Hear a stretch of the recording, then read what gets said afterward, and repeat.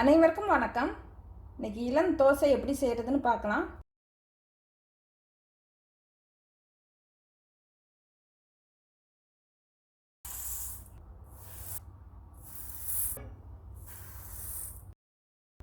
நாலு டம்ளர் புழுங்கல் அரிசி. நான் சாப்பாட்டு புழுங்கல் அரிசி தான் எடுத்திருக்கேன். பொன்னி அரிசி, சாப்பாட்டு புழுங்கல் அரிசி இல்லைன்னா இட்லி அரிசி எது வேணாலும் எடுத்துக்கலாம். உளுந்து 1 டம்ளர் பெரிய பாத்திரத்துக்கு மாற்றிக்கணும். நல்லா 3 தரம் தண்ணி சேர்த்து அலசி எடுத்துக்கணும். அப்போ தான் தோசை வெள்ளையாக வரும். வெந்தயம் வேணால் சேர்த்துக்கலாம், கொஞ்சம் நிறம் மாறி வரும். இப்போ தேவையான அளவு தண்ணி சேர்த்து ஊற வச்சுக்கணும். 3 மணி நேரத்துலேருந்து 4 மணி நேரம் வரை ஊற வச்சு எடுத்துக்கணும். அப்போ தான் சீக்கிரம் அரைப்படும். அதிக நேரம் ஊறிச்சுன்னா சீக்கிரம் புளிக்கும். ஒரு 3 மணி நேரம் ஊறிடுச்சு. ஊறினதுக்கப்புறம் கிரைண்டர்லையாவது மிக்சியிலையாவது சேர்த்து நைஸாக அரைக்கணும். தண்ணி தெளித்து நல்லா நைஸாக அரைச்சி எடுத்துக்கணும்.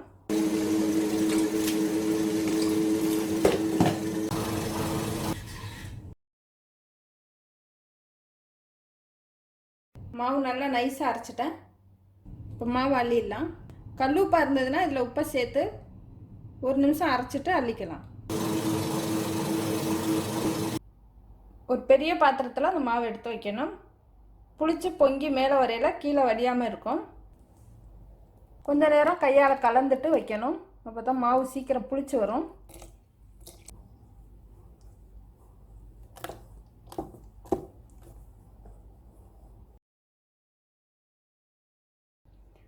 மாவை இலக்கமாக எடுத்துக்கணும், ரொம்ப கெட்டியாக எடுக்கக்கூடாது. இந்த பதத்தில் எடுத்திருக்கேன். மறுநாள் புளிச்சதுக்கப்புறம் கெட்டியாக இருந்ததுன்னா தண்ணி சேர்த்து கலந்துக்கலாம். வெயில் காலம்னா சீக்கிரம் புளிச்சிடும், மழைக்காலம்னா கொஞ்சம் நேரமாகும். இப்போ மாவு புளிக்க வச்சிடலாம். புளிச்சு மேலே பொங்கி வந்ததும் தோசை சுடலாம். இப்போ மாவு புளிச்சு மேலே பொங்கி வந்திருக்கு. மாவை இட்லி மாவு பதத்துக்கு கலந்து வச்சிங்கன்னா இதே மாவில் இட்லியும் செஞ்சுக்கலாம். இட்லி செய்கிறதுனா மாவை கலந்து விடாமல் மேலாப்பில் ஒரு பக்கத்தில் இருந்து மாவு எடுத்துக்கணும். தோசைக்குன்னா நல்லா கலந்துட்டு கொஞ்சம் தண்ணி சேர்த்து கலந்துக்கணும். தோசைக்கு நல்லா கலந்துட்டு எடுத்துக்கணும். தேவையான அளவு தண்ணி சேர்த்துக்கலாம்.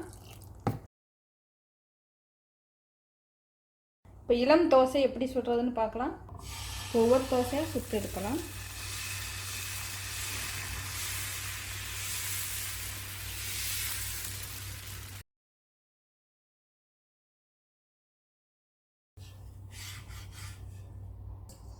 மெலிசா வேணால் மெலிசா சுட்டுக்கலாம், இல்லைன்னா கொஞ்சம் கனகனமாகவும் சுட்டு எடுக்கலாம்.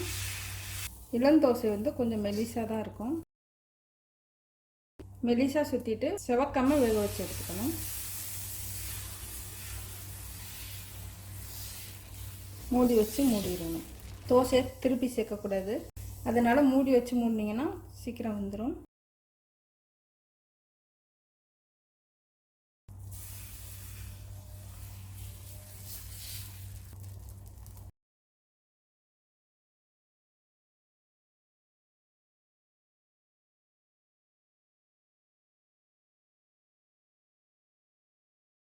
இப்போ இளம் தோசை ரெடி ஆயிடுச்சு. கனமா வேணால் கனமாக சுட்டு எடுத்துக்கலாம். கறி குழம்பு, சிக்கன் குழம்பு, எல்லா வகை சட்னியும் சேர்த்து சாப்பிடலாம். நன்றி, வணக்கம்.